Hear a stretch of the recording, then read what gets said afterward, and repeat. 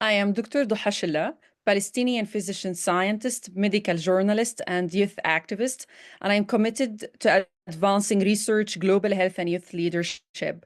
I am the founder and chairwoman of the Researchist organization, where I work to promote a research culture and support early career researchers and scientists in Palestine and the region. I also serve as the vice chair of WHO Youth Council in the Eastern Mediterranean region, where I am leading the Youth in Emergency Working Group. Additionally, I am the research lead and the EMR delegate at the Young Council of the World Federation of Public Health Associations and the chairing Women in Global Health Palestine chapter. I also have other roles. I coordinate the Medical and Health Sciences Division at Palestine Academy for Science and Technology, and currently work at Rizur for Health and Social Development in Palestine, which is a public health prominent institutions focusing on social determinants of health. So also internationally, I have been recognized as one of the 41 emerging voices for global health in 2024, and I was honored to be named among the 21 outstanding young physicians under 40 at the Inter-Academy Partnership Young Physician Leaders Program in 2022. As the chair of the Public Health in Emergencies and Disasters Working Group under WFPHA, I aim to build on the significant contributions of my predecessors, Dr. Sharia Wanous and Khalid Cunningham. My focus on enhancing emergency preparedness, promoting health equity, and strengthening responses to crises, particularly in conflict-affected regions. This vision aligns with the WFPHA's mission to protect people and the planet, prevent diseases, and promote health, peace, and well-being. My motivation to pursue a career in the public health sector actually arose from witnessing the devastating impact of the occupation and conflict on public health in Palestine, my home country. The severe health disparities compounded by environmental crises and limited access to health care underscore the urgent need for a resilient health system. This experience galvanized my commitment to public health as a means to address these interconnected challenges, what WFPHA terms as syndemic. By focusing on both emergency preparedness and long-term health equity, I hope to contribute to a future where health systems can witness the crisis while ensuring fair access to care for all. I have been actively involved and associated with WFPHA since May 2023, initially through the Young WFPHA, where I currently serve as the EMR delegate and research lead, and I also represent Young WFPHA at the first Regional Youth Council at WHO, as the vice chair of WHO EMRO Youth Council. And actually being associated with the Young WFPHA since 2023 allowed me to collaborate on research initiatives and advocacy efforts as young professionals. And we had done projects with a focus on emergency preparedness, health equity, speaking more about the conflict-affected regions.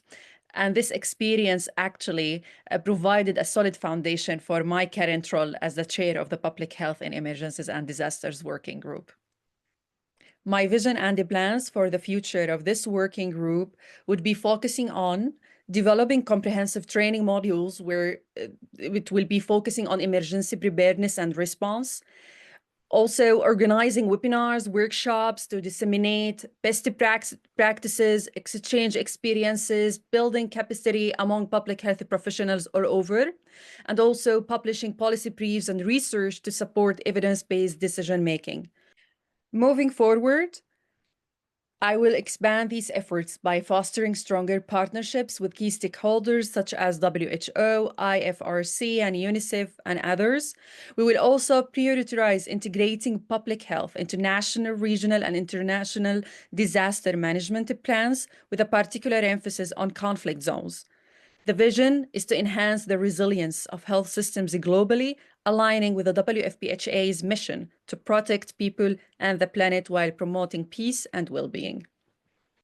So the planned activities for the working group would be directly supporting WFPHA's strategic goals, Goal 1, 2, 3, and 4 in specific. For Goal 1, advocate for peace and sustainable health equity. The working group will be advocating for policies that ensure equitable healthcare access during emergencies. For goal 2, promote system change and decolonize public health. The working group will be emphasizing locally driven solutions and inclusive policies that we aim to address structural inequalities in public health. For goal 3, strengthen global health governance. The collaborations with the international organizations that would aim to promote a more democratic and resilient global health governance system. And for goal 4, advance public health knowledge and practice.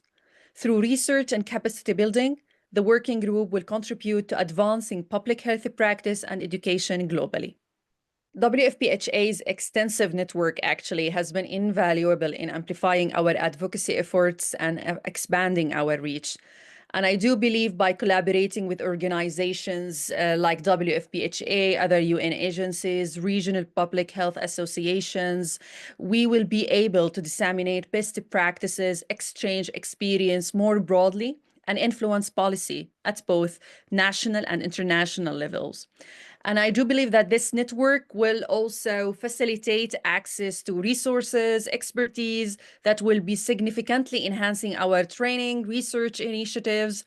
And these collaborations would align with WFPHA's mission to promote peace, health, and well-being.